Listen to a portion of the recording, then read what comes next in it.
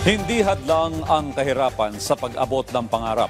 Ito ang payo ni Cadet First Class Jessie Ticar, valedictorian ng Philippine Military Academy Siklab Laya Class 2025, nag-graduate sa Sabado. Isa si Ticar sa 266 na kadeteng magtatapos. 212 ay lalaki, 58 naman ay babae. Ayon kay Ticar, nagkaroon siya ng lakas ng loob na pumasok sa PMA noong nagkasakit ang kanyang amang taxi driver at hindi na kayang maghanap buhay para matustusan ang kanyang pag-aaral.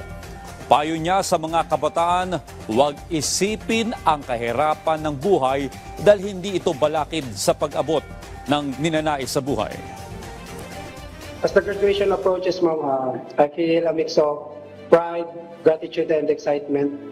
Being the valedictorian, bilang isang kadete na nagmula sa mahirap na pamilya, yung pagsubok po, yung paglalakbay po dito sa akademya ay punong-puno ng pagsubok at sakripisyo. Ngunit nakikita ko naman na ngayon yung bunga ng mga sakripisyo.